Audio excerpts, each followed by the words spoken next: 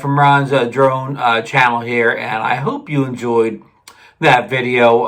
That was my first flight with the Mavic 3 with my settings up to 5.1K video. That's the top resolution for this drone, 5.1K, and I shot it in 30 frames. So I shot this the night before. I think I put Thanksgiving in the video, but I actually shot like like sunset the night before Thanksgiving, so I could have it up as my Thanksgiving video in the morning for my local community. But anyhow, this video is unedited.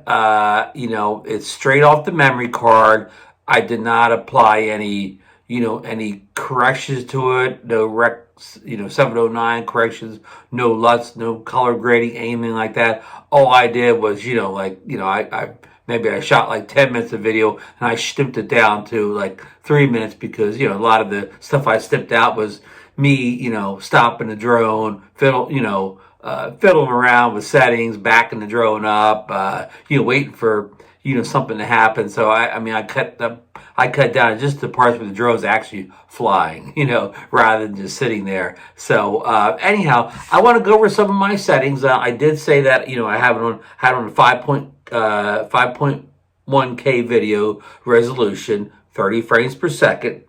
Okay, as far as format, we had it in the MOV format, which is kind of mostly like a Apple Mac, format. And in the color profile, we had it in normal. We did not shoot it in D-Log. This is just a normal color profile. The coding format, we put it in H.265, which is like a better codec. It compresses more information in there. So that's why I chose that, and it's also like a Mac friendly compression coding format. So again, it's kind of my settings are skewed to a Mac user. So bear that in mind. I had the video bit rate to CBR versus VBR, I think. And on last week's Drone Nation show, we got in a big discussion of the difference between the two settings of VBR and CBR. So I'm not going to rehash that. So just go see the Drone Nation for let's see here. I believe it was 11/21, the live show. We get into a big discussion on that bit rate thing for the Mavic 4. Okay, my white balance. Now I did have this on manual. I set it to 5100 Kelvin rather than the auto settings.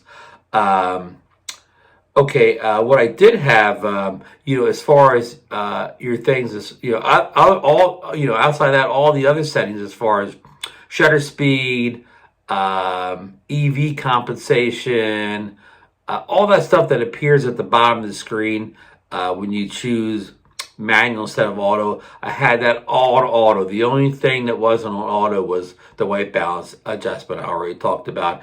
And I had no ND filters, nothing like that on the drone. So, basically this flight was done that if you're, the first time user, or you're just getting into drones, you're not really a camera guy, you like a good drone, but you just like to hit the the auto button and fly along, whatever. I wanted to kind of give you an idea of what just flying in almost pure auto settings looks like, and just video loaded up. I mean, I put this in Final Cut.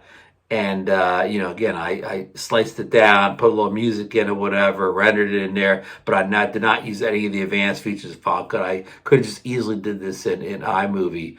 I hope, I want to, give me feedback down below what you thought of the video quality from the 5.1K resolution. Was it worth it for the bigger file? Would I just been better off going in 4K 30 or, 2.7 or 1080p? Did you actually notice any resolution difference shooting in the 5.1K? Again, especially people who got to watch this on, like maybe their big screen TV, or they have a high-end computer monitor where they can actually see all that, the 5.1, if probably on a phone or tablet or a smaller device, you're probably not going to see the difference. But again, especially feedback from people who watch it on high resolution screens, big screens, high resolution screens, and so on. So I shot most of my previous videos at 4K 30, so I wanted to give the higher resolution a shot here, and just get some feedback, see what people thought of it. So and just in general, I'm going on here. I just want to say that so far with the Mavic 3, I mean, people have been it's a lot of people out there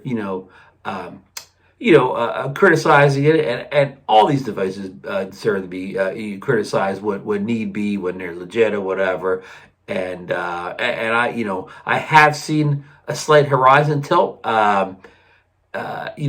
maybe twice at the beginning of flights when first taking off, but as soon as I get it up and yaw, it goes away, and I haven't seen it come back. So I haven't even, I did do the auto calibrate of the gimbal once, and I can't recall if I've seen it afterwards, but that's all I've done. I haven't done a manual calibration, because I couldn't tell you, which way it was really off at this point, because I didn't see it for that long. I haven't done an IMU yet, so if I see more of it, I will probably do all that stuff in the future. But that's it as far as the horizon issues for me so far. And I do want to mention I'm flying the Mavic 3 Standard Edition, not the City model.